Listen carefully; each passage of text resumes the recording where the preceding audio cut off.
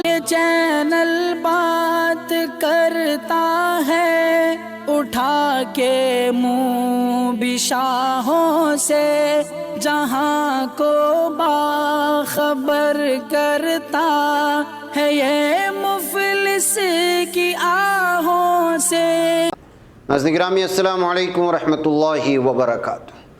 ناظرین گرامی آج کی بات خاص بات میں آپ لوگوں کا استقبال ہے۔ ناظرین گرامی اس وقت میں دن بھر سے آئی ہوئی کچھ اہم ترین خبروں کی تفصیلات اختصار کے ساتھ لے کر کے حاضر ہوا ہوں۔ تفصیلات میں جانے سے پہلے میں آپ لوگوں سے درخواست کر لوں کہ جن احباب نے ہمارے چینل کو سبسکرائب نہیں کیا کر لیں، ہماری ویڈیوز کو دوسروں تک پہنچانے میں مدد کریں، لنک کو شیئر کریں۔ ادارے کی مضبوطی ناظرین گرامی آپ لوگوں کی مضبوطی ہے۔ دونوں پرائم ٹائم بھی شائع ہو چکے ہیں، لہٰذا اس کو بھی دیکھ کر کے دوسروں تک پھیلانے کی کوشش کریں۔ آئیے آج کی بات خاص بات میں پہلی خبر پر نظر کر لیتے ہیں۔ مشرقی دہلی کے غازی پور میں بدھ کی دیر شب 35 سالہ خاتون کا مبینہ طور پر 2 لوگوں نے اغوا کر اجتماعی عصمت دری معاملے میں دہلی خاتون کمیشن نے سرگرمی دکھاتے ہوئے دہلی پولیس کو نوٹس جاری کیا ہے اور 29 مارچ تک جواب طلب کیا ہے۔ کمیشن نے دہلی پولیس سے FIR کی کاپی اور اس واقعے میں ملزمین کی گرفتاری کی جانکاری کے بارے میں پوچھا ہے۔ پولیس کے ذریعے ملزمین کو گرفتار کرنے کے لیے اٹھائے جا رہے اقدام وغیرہ کے علاوہ معاملے سے جڑی تفصیلی رپورٹ بھی پیش کرنے کی ہدایت کی گئی ہے۔ ناظرین گرامی اس واقعے سے متعلق دہلی خاتون کمیشن نے کہا کہ غازی پور میں ایک لڑکی کے آٹو والے اور اس کے ساتھی نے بری طرح سے عصمت دری کی اور اس کو سڑک پر لہولہان چھوڑ دیا۔ اس وقت وہ ICU میں ہے اور اس کی حالت بہت سنگین ہے۔ میں نے دہلی پولیس کو نوٹس جاری کیا تاکہ ملزمین جلد سے جلد گرفتار ہوں، کسی بھی حال میں یہ جانب بچنی نہیں چاہیے۔ ناظرین گرامی دوسری خبر ہے آج کی بات خاص بات میں کہ جھارکھنڈ حکومت نے ریاست میں کوئلہ کان کنی اور اراضی حصول کے عوض میں مرکز پر 1.36 لاکھ کروڑ روپے کا دعویٰ ٹھوکا ہے۔ اس سلسلے میں ریاست کے وزیر اعلیٰ ہیمنت سورین نے مرکزی وزیر برائے کوئلہ و کانکنی پرہلاد جوشی کو خط لکھا ہے۔ انہوں نے کہا کہ مرکزی حکومت کے عوامی اداروں کے ذریعے ریاست میں کوئلہ کانکنی پروجیکٹس کے لیے لی گئی زمین کے معاوضے اور ریاست سے کوئلہ کان کے عوض میں ملنے والے ریونیو کی ادائیگی کے لیے انہوں نے بار بار مرکزی حکومت اور مرکز کے اداروں کو دھیان دلایا، لیکن اس پر کوئی نوٹس نہیں لیا جا رہا ہے۔ وزیر اعلیٰ ہیمنت سورین نے مرکزی وزیر کو لکھے 4 صفحات کے خط کو ہفتے کے روز اپنے ٹویٹر ہینڈل پر شیئر کیا۔ واضح ہے کہ ایک دن قبل جمعہ کو انہوں نے جھارکھنڈ اسمبلی میں بھی اپنی تقریر میں اس ایشو کو ترجیحی بنیاد پر اٹھایا تھا۔ ناظرین گرامی مغربی بنگال کے بیربھوم ضلع کے بوگٹوئی گاؤں میں پیر کی رات 10 افراد کو زندہ جلائے جانے کے معاملے کی جانچ کی ذمہ داری مرکزی جانچ ایجنسی CBI کو سونپ دی گئی ہے۔ CBI نے اس حادثے میں مختلف مجرمانہ دفعات کے تحت مقدمہ درج کر کے جانچ شروع کر دی ہے۔ جانچ ایجنسی ہر اعتبار سے حادثے کی تہ تک جانے کی کوشش کر رہی ہے۔ ایجنسی نے CFSEL ماہرین اور افسران کی ایک ٹیم کو تشدد متاثرہ علاقے میں بھیجا ہے۔ ناظرین مستقبل کے ہندوستان کے بارے میں اپنے خیالات کا اظہار کرنے کے لیے ABP نیوز نیٹ ورک نے آئیڈیا آف انڈیا کا انعقاد کیا، جس میں ملک کی کئی اہم شخصیات شرکت کر رہی ہے۔ ان شخصیات میں سے ایک نام مرکزی وزیر اور BJP کے سینئر رہنما نتن گڈکری کا بھی ہے۔ اس پروگرام میں نتن گڈکری نے کئی اہم چیزوں پر اپنا نقطۂ نظر ساجھا کیا۔ انہوں نے کہا کہ گڈ گورننس یعنی اچھی حکمرانی اور ترقی زیادہ ضروری ہے، اور یہ بھی کہا کہ غریبوں تک پہنچانا ضروری ہے۔ BJP نے اتر پردیش میں یہ کام کیا ہے۔ ناظرین کانگریس کے جنرل سیکریٹری اور انچارجوں کا اجلاس ہفتے کے روز دہلی میں منعقد ہوا۔ اس اجلاس کے دوران فیصلہ لیا گیا کہ کانگریس پارٹی 31 مارچ کو مہنگائی کے خلاف ملک گیر احتجاج کرے گی۔ احتجاج کے لیے تھالی بجاؤ مہنگائی بھگاؤ کا نعرہ دیا گیا ہے۔ کئی گھنٹے تک جاری رہنے والے اجلاس کے دوران جنرل سیکریٹری برائے تنظیم KC Venu Gopal, incharge UP اور جنرل سیکریٹری پرینکا گاندھی، کرناٹک کی انچارج اور general secretary Randeep Singh Surjewala, Avinash Pandey, PL Punia, Harish Chaudhary, Ajay Maken, Shakti Singh Gohil, Tariq Anwar, Ajay Kumar سمیت دیگر لیڈران اس موقع پر موجود تھے۔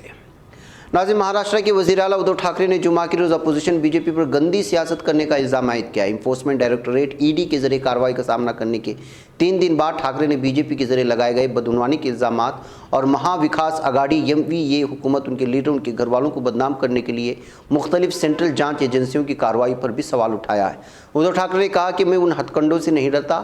اگر آپ اقتدار میں آنے کے لیے مجھے جیل میں ڈالنا چاہتے ہیں تو ڈال دیں، لیکن اقتدار حاصل کرنے کے لیے اس طرح کا غلط سلوک نہ اپنائیں۔ ہمیں یا ہمارے گھر والوں کو پریشان نہ کریں۔ ہم نے کبھی آپ کے گھر والوں کو پریشان نہیں کیا۔ ناظرین دن بدن سائبر کرائم میں اضافہ ہوتا جا رہا ہے۔ یہی وجہ ہے کہ سرکاری و پرائیویٹ بینکس لگاتار SMS کے ذریعے صارفین کو محتاط رہنے کا مشورہ دیتے رہتے ہیں۔ اس کے باوجود آپ کے بینک اکاؤنٹ سے اگر فرضی طریقے سے رقم کی نقاسی ہوئی تو سب سے پہلا اندیشہ یہ ہے کہ اس کے پیچھے جھارکھنڈ میں سرگرم سائبر کرمنلز کا ہاتھ ہے۔ ایسے جرائم پیشوں کی تلاش میں نئی دہلی سے نکلی سائبر کرائم برانچ کی خصوصی ٹیم نے گزشتہ 4 دنوں میں جھارکھنڈ میں کئی جگہوں پر چھاپہ ماری کی۔ جھارکھنڈ کے دھنباد، رام گڑھ اور جامتاڑا سے اب تک 1.5 درجن سے زیادہ سائبر جرائم پیشوں کی گرفتاری کی خبریں بھی سامنے آ چکی ہیں۔ ناظرین، روسی وزیر دفاع سرگئی شوئیگو نے کہا ہے کہ نئے ہتھیاروں کے آرڈر میں روسی فوج کی ترجیحات ایویشن کی جنگی تیاری، اعلیٰ حساسیت کے حامل طویل فاصلے تک مار کرنے والے ہتھیاروں اور اسٹریٹجک جوہری قوتوں کی تقویت ہوگا۔ شوئیگو نے ریاستی دفاع احکامات کی فراہمی پر حکام کے ساتھ میٹنگ بھی کی۔ میٹنگ کے آغاز میں اظہار خیال کرتے ہوئے شوئیگو نے کہا کہ انہوں نے وزارت خزانہ کے ساتھ دفاعی احکامات اور بجٹ کی ذمہ داریوں پر ایک اجلاس منعقد کیا ہے۔ ناظرین، ادھر ایک سینئر امریکی دفاعی اہلکار نے اطلاع دی ہے کہ روس نے اپنے کچھ فوجیوں کو جارجیا سے یوکرین منتقل کرنا شروع کر دیا ہے۔ سینئر دفاعی اہلکار نے، جس کا نام ظاہر نہیں کیا گیا، کہا کہ پینٹاگون کے پاس یہ معلومات موجود نہیں کہ اس مرحلے پر کتنے فوجیوں کی منتقلی وقوع پذیر ہوئی ہے۔ دوسری جانب اہلکار نے مزید کہا کہ اس بات کا مشاہدہ ہوا کہ روسی افواج نے کیف میں زمینی کارروائیاں روک دی ہیں، جبکہ فضائی کارروائیاں اور میزائل داغنے کا سلسلہ جاری رکھا ہوا ہے اور زمینی عناصر دفاعی لائنوں کی طرف پیچھے ہٹ رہے ہیں۔ ناظرین، امریکی انتظامیہ نے اعلان کیا ہے کہ دوحہ میں طالبان کے ساتھ مذاکرات افغانستان میں لڑکیوں کی سیکنڈری اور ہائی اسکول کی تعلیم کی معطلی کے رد عمل میں منسوخ کر دیے گئے ہیں۔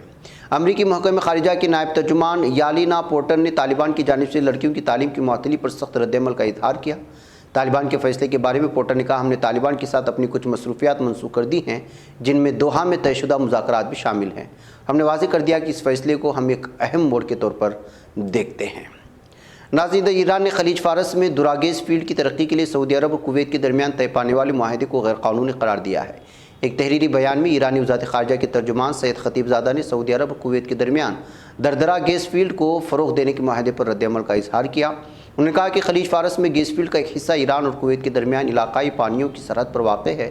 بین الاقوامی ضابطوں اور طریقہ کار کے مطابق اس علاقے کے آپریشن ترقی کے حوالے سے کوئی بھی اقدام تینوں ممالک کے تعاون سے کیا جانا چاہیے۔ اس لیے کویت اور سعودی عرب کی جانب سے تعاون کی دستاویز کی شکل میں تازہ ترین کارروائی موجودہ طریقہ کار، سابقہ مذاکرات اور قانون کی خلاف ورزی ہے۔ ناظرین گرامی، ادھر یمنی حوثیوں کے حملے کے نتیجے میں سعودی شہر جدہ میں واقع سعودی آرامکو کی پیٹرول تنصیبات میں آگ بھڑک اٹھی ہے۔ ملکی سرکاری خبر رساں ایجنسی SPA کی خبر کے مطابق یمن میں سرکاری افواج کی حمایت کرنے والے عرب اتحاد کے ترجمان ترکی المالکی نے کہا کہ جدہ میں آرامکو کی تیل مصنوعات کی تقسیم کی تنصیبات پر حملہ کیا گیا۔ مالکی نے کہا کہ حملہ یمن میں ایران کی حمایت یافتہ دہشت گرد حوثی ملیشیا نے کیا تھا اور تنصیبات میں تیل کے 2 ڈپوں میں آگ بھڑک اٹھی تھی۔